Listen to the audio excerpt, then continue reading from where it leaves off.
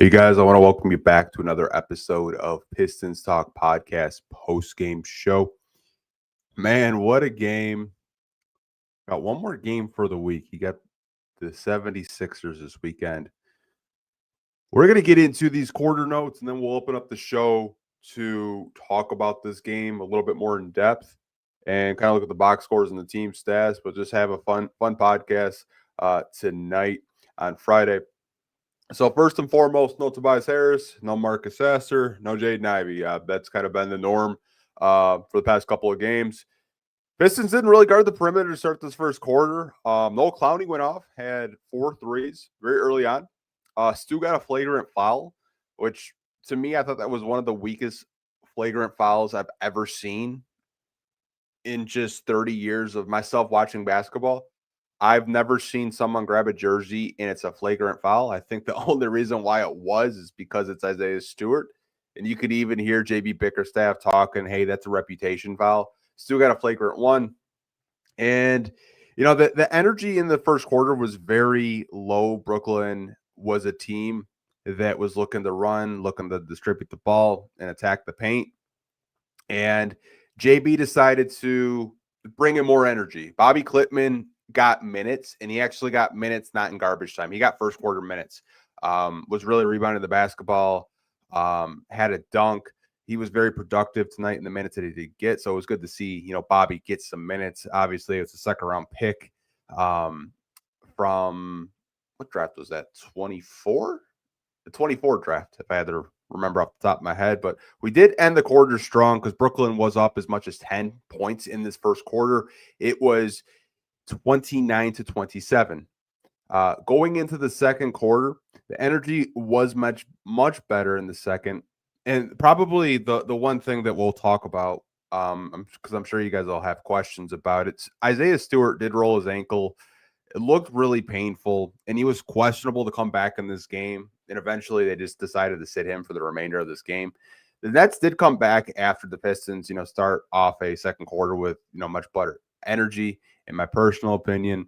And then we just couldn't hit shots, and the Nets were just, running, making this a game. But the Pistons end the second quarter off strong on a 7-0 run, and Jalen Duren had 18 points at halftime. Another strong performance by Jalen Duren tonight. So it was 60-55.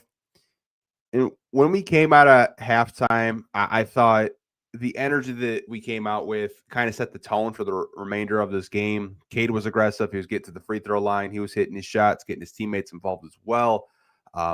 Pistons made stops defensively. They ran in transition, and they were in the bonus very early, so they got to the free throw line. So they were able to, get out to a pretty substantial lead in this one to end the third quarter. It was 90-74.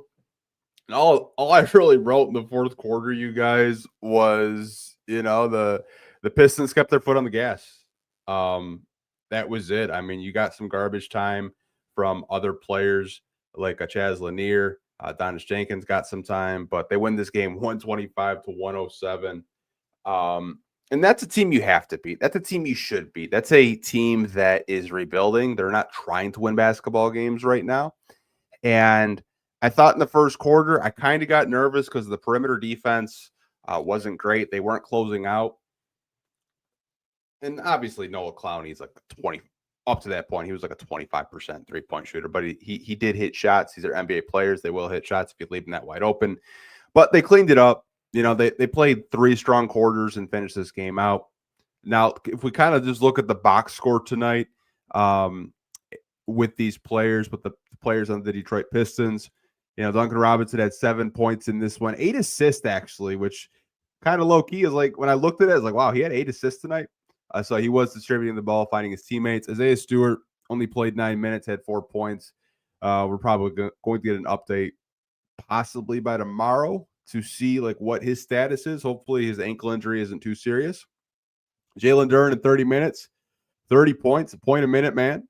11 rebounds, 11 out of 14 from the field, and 8 out of 8 from the free throw line. Love to see that by Jalen Duren. Really good free throw shooter. Cade Cunningham in this one. In 33 minutes, 34 points, 10 assists, 4 turnovers, 13 out of 18 from the field. So shot 70% for tonight.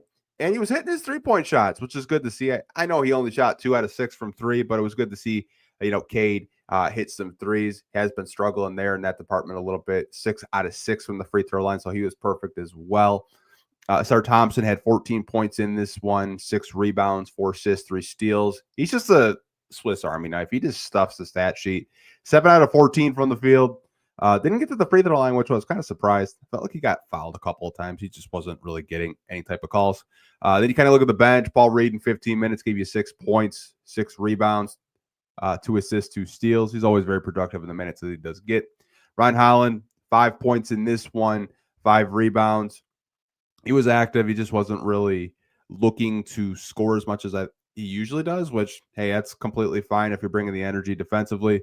Bobby Klitman in 15 minutes, 4 points, 5 rebounds, 1 assist, only 1 turnover. Like to see him be a little bit more aggressive. There was a play where he was right under the basket and he passed it back out. But, him getting 15 minutes tonight could be a sign, depending on like what our forward situation is. He could be getting 15 to 20 minutes a night, depending on the injuries. We just have to wait and see. Javonte Green, 20 minutes, 8 points. He's always really productive. Karis LeVert, 20 minutes, 10 points, 3 rebounds, 4 assists. To me, I think Harris is still kind of just getting more comfortable with these guys. If you can get a good 10 to 12 points out of them off the bench, I think you're happy on most nights. Donis Shankins in 5 minutes played. He had 3 points. Had a bunny on a dunk that he missed. I really thought he was going to make it. Towards the end of the quarter, he didn't. And Chaz Leonard is the only one that didn't score. He only played 3 minutes. But, almost everyone that got clocked tonight scored.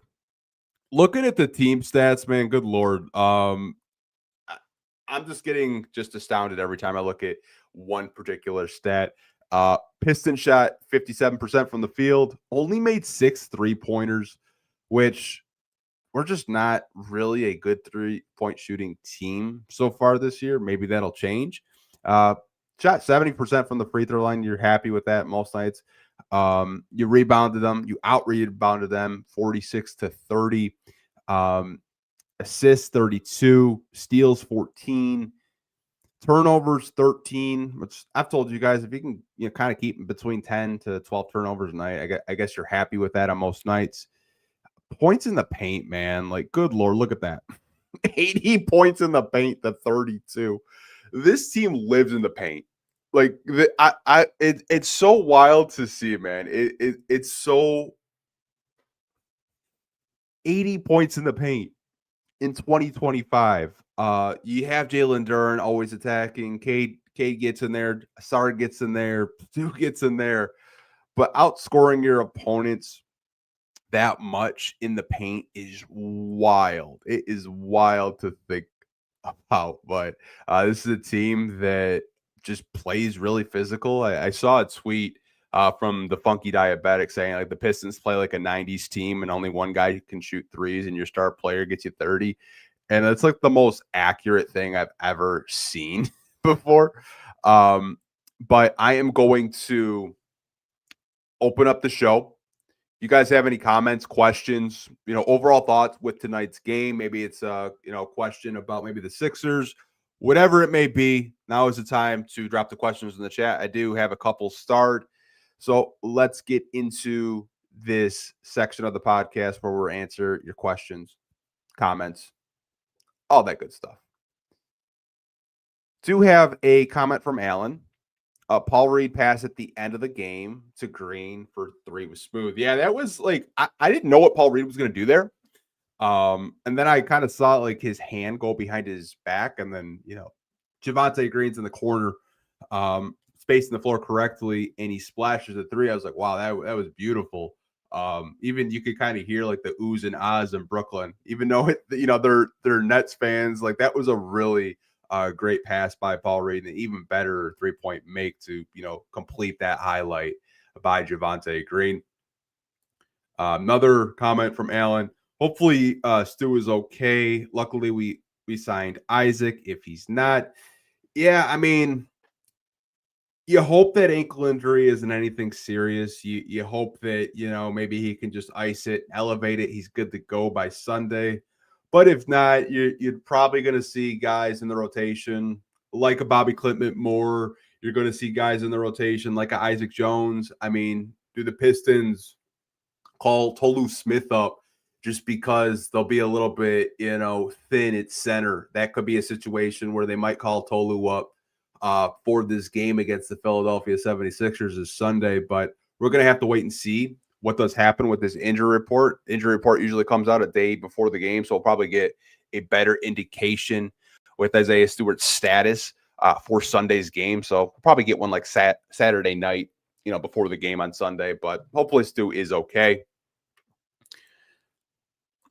I know it's early, but the Pistons are the first seed in the East. Yeah, if you look at the Eastern Conference standings right now, the Detroit Pistons are number one in the East over the Chicago Bulls. They're 7-2. The Bulls did lose to I believe the Milwaukee Bucks tonight. The Bucks always crush the Bulls. Giannis always goes crazy on the Bulls. But yeah, the Pistons are 7-2. That's 5 wins in a row right now. They're just playing really good ball, finding ways to win, even though they're not starting off these games hot like you want them to. They're not really coming out as the aggressors. It kind of seems like they wait until like really late in the second quarter or coming out of halftime to get back in these games. Like they were down as much as 10 tonight. I mean, there've been games where they've been down 18. There've been games where they've been down like 15 and they still find a way to win. But I'd like to see them start off the game strong. I think they've only won one first quarter all year. We're 9 games in. They just come out slow. I don't know what it is. I know JB had talked about that last year where, he'd like them to, start the game off strong. But this team's resilience, just, fighting and clawing and getting back in these games is kind of crazy. So Red Baron has a question. Was this a Michael Porter Jr. audition game for the Pistons? My word, he'd be very useful in a Pistons uniform. I don't think so. I think it's an audition for all NBA teams that might want a Michael Porter Jr. I don't think it's the Pistons. I mean, his contract's really big. I don't really know if the Pistons are looking for a Michael Porter Jr. He's a good player. Like, don't get me wrong. Like, he could score at all 3 levels. We talked about this last podcast on a post-game show. You guys were asking about Michael Porter Jr. I don't think the Pistons are going to go and try to trade for him. I just don't. I don't really think that's the archetype of player they're looking for right now. But it'll be interesting. It's funny you mention this because I want you guys to go listen to the Hoop Collective podcast because they were talking about the Pistons for probably like 13 minutes or so. And they talked about, do the Pistons go all in for Lauri Markkanen? And obviously, we've had conversations about that on this podcast as well. But Brian Windhorst kind of teased that a very smart executive told him there's a player that the Pistons might trade for that no one's talking about. And I don't know who he's talking about at all, but it kind of makes you wonder who he was talking about. If you guys have not listened to Brian Windhorst's ESPN podcast, he had Vinny Goodwell, who you guys probably know, used to cover the Detroit Pistons, worked for ESPN now, and Anthony Slater, who, covers the Golden State Warriors. Really good podcast if you guys want to check that out. I believe they uploaded a YouTube video just on that segment of the podcast if you guys want to watch that out. It really intrigued me, like who Brian was told that the Pistons may or may not trade for. So we have to wait and see, man. We're only in November, and I feel like we've talked about trades a lot, and we're 7-2. Kind of crazy. The trade talks never stop with you guys, and I love it. Got a comment from BD Buster. Does Tobias play on Sunday in your opinion? I don't know, man. I really don't know. All they have said is it's a right ankle sprain. JB Bickerstaff had said that, he's getting close. I think last pregame interviews with the available media. So he might just, sit out this week and he's good to go next week. I don't really know how bad the ankle injury is. I think it is a good sign that when he did injure it in Mexico City, he didn't have to leave the game. Like Isaiah Stewart had to leave the game tonight because of an ankle sprain or an ankle injury. Tobias didn't leave the game. He still played in that Mexico City game against the Dallas Mavericks, but he's been out these past couple of games. If I had to guess, he's probably going to sit out against the 76ers. And I think the Pistons are just being safe because you don't want these injuries lingering, the longer you do get into a basketball season. But we're starting to get pretty thin in the front court with all these ankle injuries. Larry Jackson, 2 things to clean up. We missed many free throws and 3-point defense needs to be better. Yeah, I think that's just kind of been a theme this year is our perimeter defense. At times, especially early on, we don't really locate opposing 3-point shooters. And oftentimes it's just an open 3 or we're just not aggressive on a closeout. And when we are aggressive on a closeout, Larry, it's usually foul calls. I believe Duncan Robinson had one tonight. Asar had one tonight. So it's just, getting better at closing out teams on the perimeter. And free throws, yeah. I mean, you got to get better at the free throw line. I know they shot 70% tonight. If you're around 75%, I think you're happy most nights. But overall, I think you're right. They do need to get better at those 2 areas. Thoughts on JB Bickerstaff's bench mob rotation when he didn't like what he saw? I like JB more than most. I liked it personally. Like if he's not afraid to put in guys that are going to bring energy, and he subbed in Ron Holland, he subbed in Bobby Klitman. I believe Asar was the only starter out there. Javonte Green, Paul Reed. Like JB has shown, like if you're not bringing energy, you're not bringing effort, then you're not going to play. I like that mentality from a coach. He's not, stuck in his ways. He's not like I'm just an 8-man rotation. I'm not, and I'm going to stick to that. And we saw that multiple times last year. If the starters weren't bringing it, he would, just do these bench mob lineups, high energy guys like Ron Holland last season. And it didn't really surprise me to see those guys out there, and they brought more energy. They pushed the pace. They were making defensive stops. Even Karis LeVert said that they were tired, so I don't know if they had a late flight to Brooklyn or they didn't get much sleep last night. But hey, at least we won this game. Like you didn't want to lose to the Brooklyn Nets in this one. Get to a couple more comments and questions. Got a comment from Midnight. Even though his shooting was off, I like the energy Klitman brought with the minutes he had played. Yeah, I mean, the thing with Bobby where I get a little bit annoyed, I mean, this is a critique. I mean, it's nitpicky. I get annoyed that this guy's 6'10" at times, and he looks to pass the ball. Like, I'd rather him, like, the one play you guys are you probably know what I'm talking about. He goes up, and he just passes the ball back out to the 3-point line. I'd like to see him just go up strong and get to the free throw line. I'd like to see him use his frame and just, bully people because he's about like 220-ish pounds, like 6'10", 6'11". I like his energy. I like his rebounding. He's a gifted passer. But in 15 minutes, I liked what I saw. I think there's a lot to build on there with him. He's not a finished product by any means. I've told you guys, he's very raw. He's a project pick. I always thought he was a project pick. But, you can kind of see the vision of like what type of rotational player he could possibly be. First seed, I think the last time the Pistons were the first seed, you'd probably have to go back to the Flip Sandra era, couldn't you? I think it's been that long. Like, since the Detroit Pistons were our number 1 seed in the Eastern Conference, I believe Flip Saunders was the coach of the Detroit Pistons. RIP Flip, but it's interesting. Are there any stats that show how good we were in the second half? I'm sure there are on NBA.com or Synergy. I just don't have them pulled up with me right now. But I'm sure you could look up how good the Pistons were in the second half of this one, or just second half team in general. Who do you think guards Maxey on Sunday, Thompson? Yeah, probably Asar. Asar is probably going to take Maxey. That's the head of the snake in Philly over there. If you can limit him to like 20 points. I think it's a win in itself, but he's just so hard to contain, stay in front of. He's playing really good ball right now. I wouldn't sleep on their rookie, VJ Edgecombe. He's really good, really dynamic two guard. I don't know if Joel Embiid is going to play more than 20 minutes. He's still on a minute restriction, so kind of have to wait and see. Am I believing yet they're a 1 seed? I know you talked about it, Aaron, last podcast.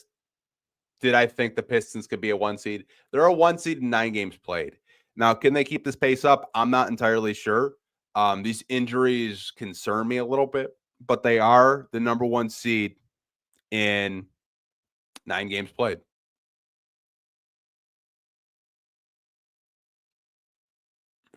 So get to a couple more comments and questions with you guys. I see a comment about the Pistons trading for Jaren Jackson Jr.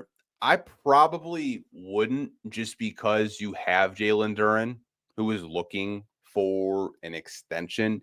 You have Isaiah Stewart under contract for a few more years. My thing with Jaren Jackson is, like, I don't like how often he fouls. Obviously, he, stretches the floor. He can, hit shots, could protect the rim a little bit. But I think I would just roll with Jalen Duren and Isaiah Stewart. And you'd have to look at Jaren Jackson Jr.'s contract. He just extended with Memphis. And Memphis, to me right now, with the whole John Morant and their head coach saga, they don't really seem like an organization that wants to part ways with the Jaren Jackson or a Ja. You would have to really wow them with a lot of picks. And, like, I think that's the conversation you have to ask yourself. Like, are you really willing to give up multiple first for a Jaren Jackson Jr.? Me personally, I wouldn't. I like him as a player, but I'm not giving you like 3 first for Jaren Jackson Jr. when I have a center in Jalen Duren that is looking for a contract extension this summer.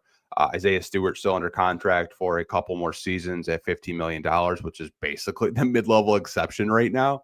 And he's playing really good basketball. Hopefully that ankle injury isn't anything serious and he's good to go. But I mean, I'd probably pass on a Jaren Jackson Jr. to me, but I can understand why, some fans are looking at that.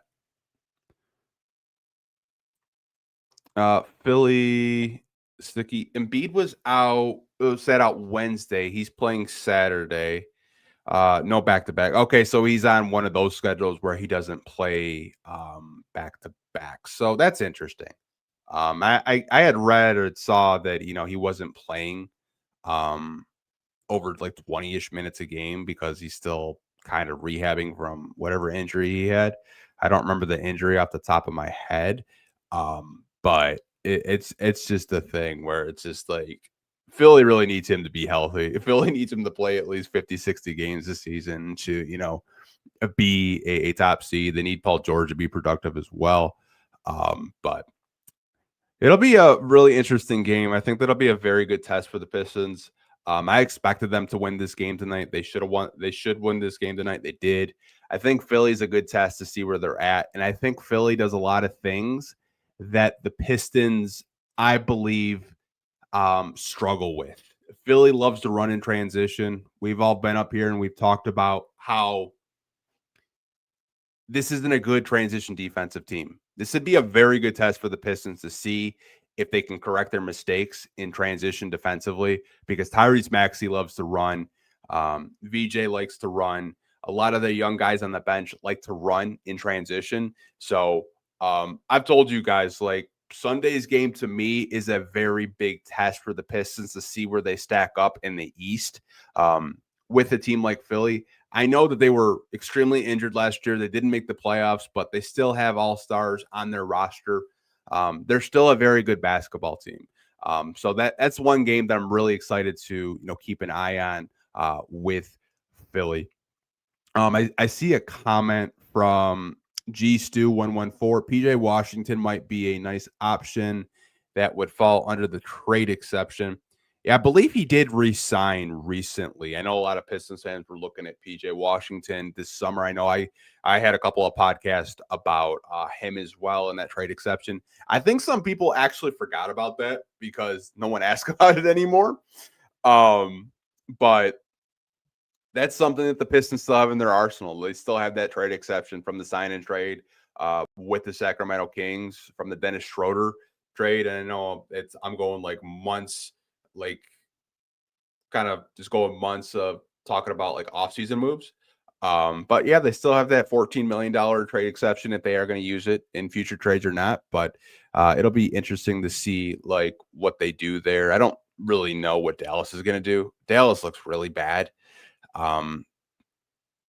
Nico screwed that team up so bad, man. But hey, man, that's not really our problem. Kay's correct. We need a guard who can shoot threes and make them. This is why so many people are frothing for Beasley. Yeah, I mean, I get it.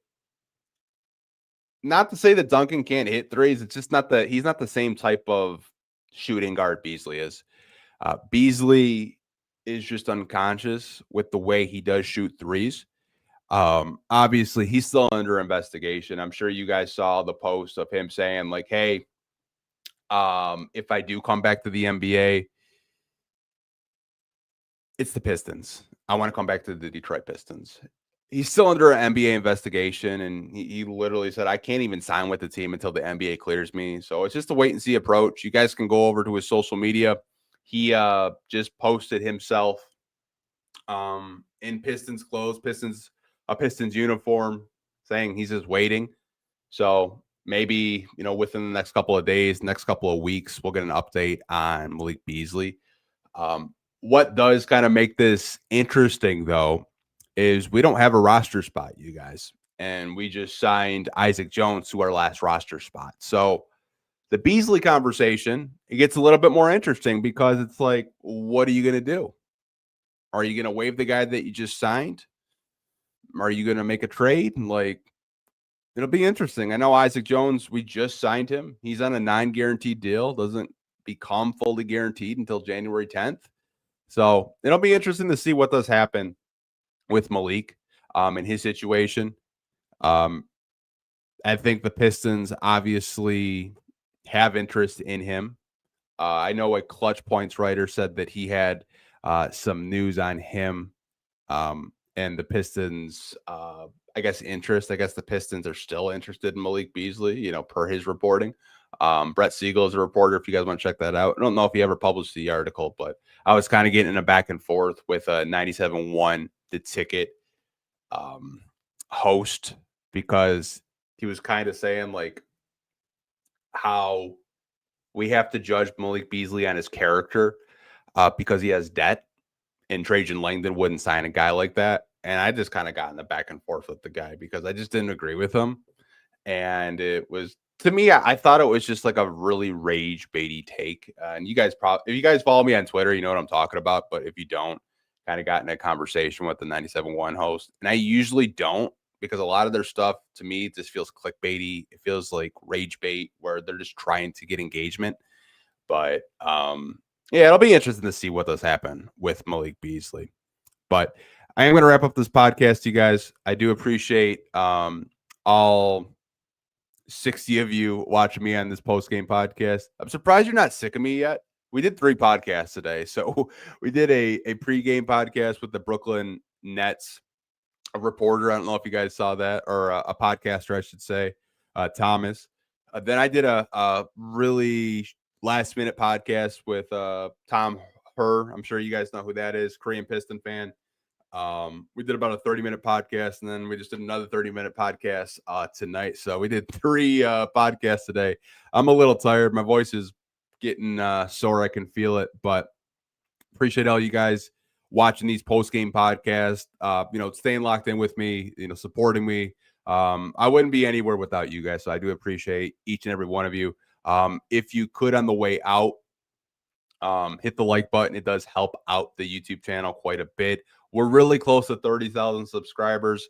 Last time I checked, I think we were like less than 30 away. So we'll be hitting 30K subscribers very soon. Appreciate all you guys watching. We'll see you guys on Sunday immediately after the Detroit Pistons play the Philadelphia 76ers on that post-game show. But until next time, you guys, take care. Have a good night. Go Pistons. Peace.